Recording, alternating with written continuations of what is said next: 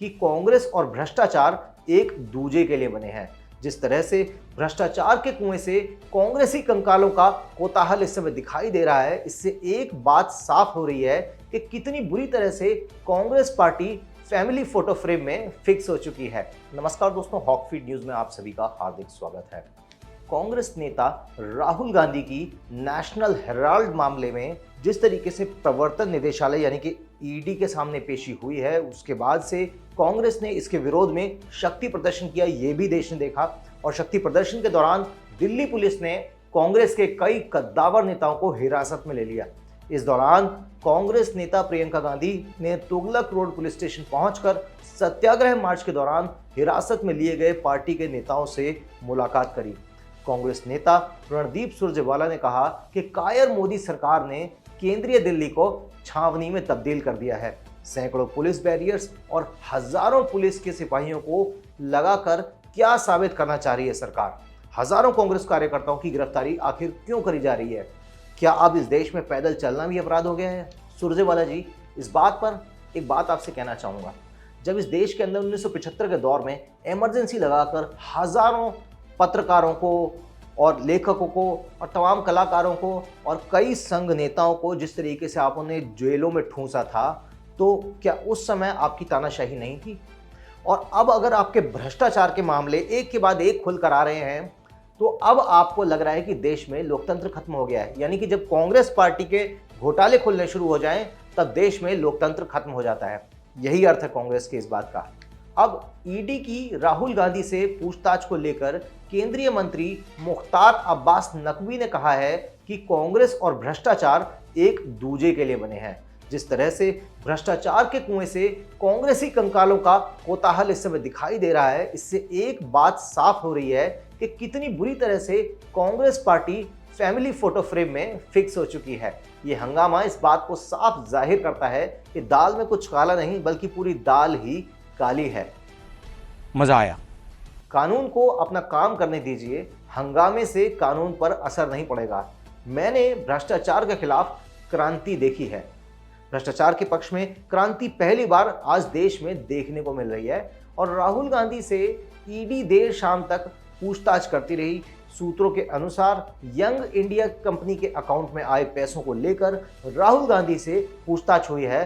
राहुल गांधी इस समय कोई संतुष्ट जवाब नहीं दे पा रहे हैं। देखो, एक बात तो कह सकते हैं, यानी कि अब पप्पू जो है भ्रष्टाचार के एग्जाम में भी फेल हो गए हैं। देखो, कहते हैं ना कि चोर वो है जो पकड़ा जाए। अब देखिए, राहुल गांधी भी पकड़े गए। काम सफाई से करते थे, शायद नहीं पकड़े जाते। लेकिन क्या है कि जिस आदमी को अपना पूरा का पूरा फोकस फुकेट और बैंकॉक में लगाना है, इटली और इंग्लैंड की ट्रिप्स पर लगाना है, और वहाँ पर जिस तरीके से नेपाल में अय्याशियाँ करते हैं, तो उसके बाद काम तो देश के लिए क्या ही करेंगे। अपना जो काम है, यानी अपना जो व्यक्तिगत काम है, अपने लिए जेब में, अपने परिवार की जेब में पैसे भरना, वो भी राहुल गांधी ठीक से नहीं कर पा रहे हैं। तो कमेंट में लिखो राहुल बाबा जिंदाबाद, क्योंकि आज राहुल गांधी के ही जो यशस्वी नेतृत्व है और राहुल गांधी के कारनामों के कारण ही बार बार भारतीय जनता पार्टी की जो सरकार है वो देश में बन रही है। और राहुल गांधी को मैं मानता हूँ एक स्टालवार्ट है, एक चैंपियन है, भारतीय जनता पार्टी के एक आइकॉन है। मुझे लगता है कभी कभी कि मोदी और योगी से भी बड़ा जो भाजपा का जो चेहरा है वो स्वयं राहुल गांधी है, क्योंकि ये वो चेहरा है जिसको दिखाकर हर बार, चाहे भाजपा के काम 1, 2, 19, 20 कम ज़्यादा भी हों, लेकिन जब दिखाते हैं कि ये देखिए विपक्ष का नेता ऐसा है, तो लोग अपने आप ही घबरा कर भारतीय जनता पार्टी को वोट दे देते हैं। क्योंकि सबको पता है कि ऐसे आदमी को यदि देश का प्रधानमंत्री बना दिया तो देश की हालत क्या होगी। फिलहाल ईडी को शक है कि यंग इंडिया कंपनी के पास करीब 800 करोड़ रुपए की संपत्ति है और बैंक अकाउंट में शेल कंपनीज यानी कि फर्जी कंपनियों से कई सोर्सेज से पैसे आने का शक है। आपको बता दें कि इस मौके पर प्रियंका गांधी भी उनके साथ उपस्थित रहीं। दिल्ली पुलिस ने कानून व्यवस्था का हवाला देते हुए कहा कि कांग्रेस नेता अधीर रंजन चौधरी, मुख्यमंत्री अशोक गहलोत, केसी वेणुगोपाल, रणदीप सुरजेवाला और दीपेंद्र एस हुड्डा जैसे कई नामी गिरामी कांग्रेस नेताओं को हिरासत में ले लिया और उनको यह दिखा दिया कि आखिर भ्रष्टाचार का साथ देने वालों की क्या हालत होती है। अब इस दौरान एक दिलचस्प वाकया भी देखने को मिला, जिसमें कांग्रेस नेता महात्मा गांधी के गाए हुए गीत रघुपति राघव राजा राम गुनगुनाते हुए दिखे। अब कांग्रेस नेता अधीर रंजन चौधरी और केसी वेणुगोपाल को हिरासत में लेकर तुगलक रोड थाने में ले जाया गया, जहां पर प्रियंका गांधी भी उनसे मिलने आई। पार्टी के दीपेंद्र एस हुड्डा और मुख्यमंत्री अशोक गहलोत को भी हिरासत में लेकर फतेहपुर थाने में ले जाया गया है और कांग्रेस नेता Priyanka Gandhi Tughlaq road police station में अपनी पार्टी के बड़े बड़े नेताओं से मिलने आई। और ये बात साफ जाहिर होती है कि प्रियंका गांधी, जिनके पति रॉबर्ट वाड्रा देश के नाजायज दामाद, हजारों करोड़ की घोटाले कर करके गांधी परिवार के हर एक सदस्य ने आज जो कीर्तिमान स्थापित कर दिए हैं, कई रिपोर्ट्स के मुताबिक, वेरीफाई शायद नहीं किया जा सकता उनको, लेकिन कई सोशल मीडिया से लेकर तमाम ब्लॉग्स पर ये इंफॉर्मेशन है कि सोनिया गांधी दुनिया के सबसे रईस महिलाओं में से एक हैं। कुछ लोगों का तो यहाँ तक भी मानना है सोशल मीडिया पर कि सोनिया गांधी की जो सिस्टर हैं इटली में, वो उनके साथ मूर्ति चोरी का गैंग चलाते हैं। अब इन बातों में कितना सच है ये तो आने वाला वक्त बताएगा, पर जिस तरीके के एक के बाद एक भ्रष्टाचार के आरोप गांधी परिवार पर लगे हैं, और ये यहाँ से सिलसिला शुरू नहीं होता। नेहरू के काल में जीप का घोटाला किया गया था। जीप घोटाला केवल मात्र 50,000 रुपए का था।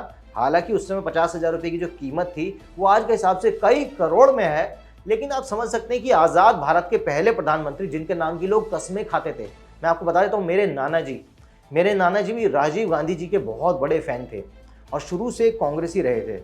लेकिन क्योंकि वो ज़माना अलग था, एक दौर अलग था, एक समय पे कांग्रेस राष्ट्रवाद का चेहरा हुआ करती थी। लेकिन जिस तरीके से कांग्रेस ने अपनी क्रेडिबिलिटी को पीढ़ी दर पीढ़ी खोया है, साल दर साल एक के बाद एक घोटाले, चाहे जीप घोटाला हो, थोरियम घोटाला हो, थोरियम घोटाले के बारे में तो अधिकतर लोगों को मालूम तक नहीं है, कोलगेट हो, 2G स्कैम हो, कॉमनवेल्थ स्कैम हो, अब ये यंग इंडिया मामला हो, नेशनल हेराल्ड केस हो, तमाम कितने ऐसे सैकड़ों मामले हैं जो कांग्रेस परिवार के ऊपर चल रहे हैं और कई मामलों में तो जांच काफ़ी आगे तक भी बढ़ चुकी है। तो अब देखिए, अब ये नहीं कह सकते कि आप भ्रष्टाचारी नहीं है। मैं तो ये कहूँगा कि पूरा का पूरा भ्रष्टाचार ही कांग्रेस पार्टी के अंदर निहित है, जैसा मुझे लगता है।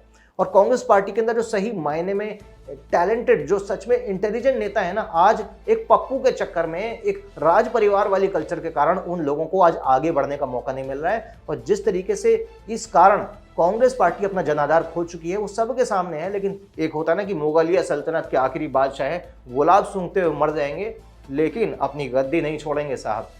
खैर, आप लोगों को ये खबर कैसी लगी मुझे बताइए और कमेंट में ज़्यादा से ज़्यादा कांग्रेस के भ्रष्टाचार वाले जो रवैया है उसके बारे में अपने राय दीजिए।